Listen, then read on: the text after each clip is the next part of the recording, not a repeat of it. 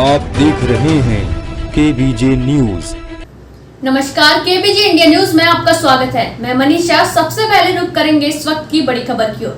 5 फरवरी को बागपत की अदालत ने एक महत्वपूर्ण फैसला सुनाते हुए महाभारत कालीन टीले को लक्ष्य गृह मानते हुए हिंदू पक्ष के हक में फैसला सुनाया था, जिसमें टीले की 108 बीघा भूमि का स्वामित्व हिंदू पक्ष को दिया था। ज्ञानवापी के बाद हिंदू पक्ष को बरनावा के लक्ष्य गृह के हक में फैसला आने के बाद जहां हिंदू पक्ष में खुशी का माहौल है, वहीं मुस्लिम पक्ष फैसले के खिलाफ अपील करने का मन बना चुका है। मुस्लिम पक्ष का कहना है कि हमने तमाम दस्तावेज अदालत में पेश कर दिए थे। दस्तावेजों में यहाँ बदरुद्दीन के अलावा 2 अन्य मज़ारें भी थी और सूफी शेख बदरुद्दीन ने यहाँ से ईमान का प्रचार प्रसार किया था। दरअसल 1970 में बरनावा के मुकिद खान ने मेरठ की सरदना तहसील में ब्रह्मचारी कृष्ण दत्त को प्रतिवादी मानते हुए एक बात दर्ज कराया था, जिसमें कहा गया था कि बरनावा के टीले पर जहां सूफी शेख बदरुद्दीन की मजार और अन्य जगह में कब्रिस्तान है, जिनको कृष्ण दत्त खुर्द बुद्ध कर रहे हैं। यह मुकदमा 2 दशक तक मेरठ की सरदना तहसील में चला। उसके बाद बागपत जिले के गठन के बाद ये बागपत स्थानांतरित हो गया। यहाँ भी गवाही और साक्ष्यों का दौर चला।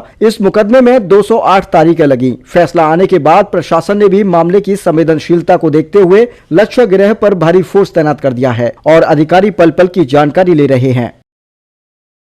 ये तो हमारे को पहले से ही पता था जी, ये अपना धार्मिक स्थल है। यहाँ वर्णावत से जुड़ी घटनाएं हमने काफ़ी इतिहास में पढ़ा है यहाँ, तो इस चीज़ का हमारे को पहले पता था।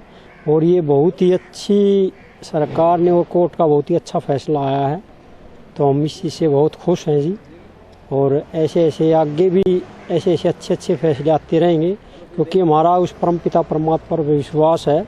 क्योंकि जो धर्म के रास्ते पर चलता है, सच्ची डगर से चलता है, तो उसकी कभी हार नहीं होती है। तो हमारे को बहुत प्रसन्नता है कि हमारा एक जो पुराना जो धार्मिक स्थल था, जिस पर विवाद चला हुआ था, तो आज हमारे को उस पर कामयाबी मिली है, तो हमारे को बहुत अच्छा महसूस हो रहा है। ये हमारे लिए संजीवनी है।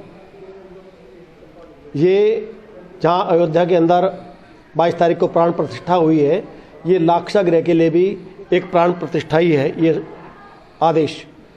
अब पुनः से लाक्ष गृह को विकसित करने का मार्ग बनता है, साफ हो गया है। जहाँ पूज्यपाद गुरुदेव ब्रह्मचारी कृष्णदत्त जी महाराज ने यहाँ पर एक गुरुकुल का निर्माण किया था और उनके शिष्य जो मानंद जी थे मुक्तात्मा, उनके नाम पर ही इसका नामकरण किया गया, श्री मानंद संस्कृत माध्यमिक विद्यालय। तो इस विद्यालय में स्नातक की कक्षा चले, योग की कक्षा चले, तो हम समझते हैं एक धनुर्केंद्र बने, धनुर्विद्या का केंद्र बने। ये तमाम हमारा अब मैं समझता हूँ कि उद्देश्य है और ये सफल होगा।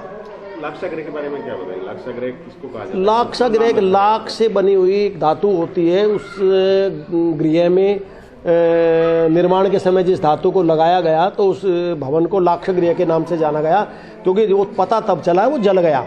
सबसे पहले नहीं जानते थे, क्योंकि युधिष्ठिर को अलग करने के लिए, जलाने के लिए दुर्योधन महत्वाकांक्षी था। वो चाहता था कि मुझे राज्य मिले, और जब तक युधिष्ठिर बने हैं तो कैसे संभव होगा।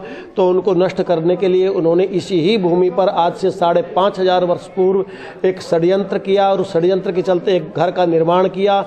उस घर को लाक्षागृह के नाम से जाना गया। इसकी जानकारी विदुर को हुई। विदुर जी ने, महात्मा विदुर ने ये जानकारी प्राप्त करते ही अपने खनिकों के माध्यम से एक सुरंग का निर्माण कराया, और सुरंग का निर्माण कराने के बाद इसका संकेत युधिष्ठिर को किया, और युधिष्ठिर जी फिर स्वयं आग लगा करके इस महल से जीवित निकल गए, और ये लाक्षागृह जल करके राख हो गया।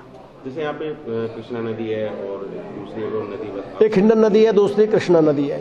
हिंडन नदी को उस समय हरनंदी कहते थे, और इसको कृष्णा तो ही यहीं सामने संगम है इनका। गांधी जी की भस्मी आई थी सन 1948 में, जब उनकी हत्या हो गई तो गांधी जी की भस्मी भी आई थी। उसी के आधार पर भी गांधीधाम समिति का निर्माण हुआ। जीत मिली है, हिंदू पक्ष में फैसला आया, तो इसका श्रेय आप किसको देना चाहेंगे? उसका श्रेय तो मैं समझता हूँ ये पूज्यपाद गुरुदेव जो ब्रह्मचारी कृष्णदत्त जी महाराज रहे हैं, जिन्होंने पूरा का पूरा निर्माण कार्य किया है उन तमाम परिस्थितियों में। तो ऐसी जो दिव्य आत्माएं हैं, हम और आप तो केवल एक कठपुतली की तरह काम कर रहे हैं। कहीं न कहीं से उन दिव्य आत्माओं की प्रेरणा है पूज्यपाद मानंद जी भगवान, पूज्यपाद मानंद जी महाराज और ब्रह्मचारी कृष्णदत्त जी महाराज, त्रेता युग श्रृंग ऋषि, भगवान राम की अभी अभी प्राण प्रतिष्ठा हुई। हमने भी 22 तारीख को बहुत बड़ा कार्यक्रम यहाँ पर किया था और संकल्प था कि भगवान राम की प्राण प्रतिष्ठा के इस महोत्सव के साथ साथ में इस विद्यालय की भी प्राण प्रतिष्ठा हो और ये आदेश आए।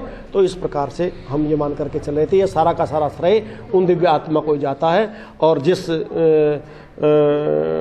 न्यायाधीश ने ये फैसला दिया है तो उनका भी हम बहुत धन्यवाद करते हैं। निश्चित रूप से वो भी बड़ी दिव्य आत्मा है। जैसे आप हिंदू पक्ष में फैसला आ गया 108 बीघा जमीन है, तो इस पर क्या रणनीति बनाई जा रही है समिति की ओर से? क्या इस पर आगे काम किया जाएगा? इस पर अभी आप देख लीजिए लगभग बहुत सी भूमि पर तो विद्यालय बन करके तैयार हो ही गया है। व्यायामशाला है, गौशाला है, यहाँ पर यज्ञशालाएं हैं।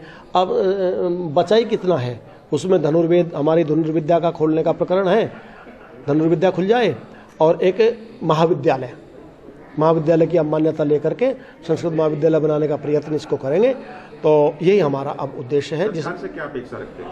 सरकार से अपेक्षा है कि ये भूमि भाई सरकार की भूमि है, सरकार और हम एक व्यवस्था के अंग हैं, तो सरकार का ध्यान जरूर इस तरफ जाएगा और मैं समझता हूँ कहीं ना कहीं परोक्ष रूप में गया भी होगा। तो अब सरकार ऐसी सरकार नहीं है, सरकार उचित ही समझेगी और उचित ही करेगी कि उसको क्या करना चाहिए, क्योंकि वो हमसे ज़्यादा जानते हैं। लोग बैठे हैं शिक्षा के क्षेत्र में भी, प्रशासन के क्षेत्र में भी, कि किस प्रकार से लाक्षागृह का और उत्थान हो सकता है। निश्चित रूप से सरकार इसके लिए कदम उठा रही है और अच्छे से और उठाएगी। खबरों में अब तक के लिए बस इतना ही। ताज़ा खबरों की अपडेट के लिए हमारे चैनल केबीजे इंडिया न्यूज को सब्सक्राइब करें, खबरों को लाइक करें और शेयर करना ना भूलें। तब तक के लिए नमस्कार। देखते रहिए केबीजे इंडिया न्यूज।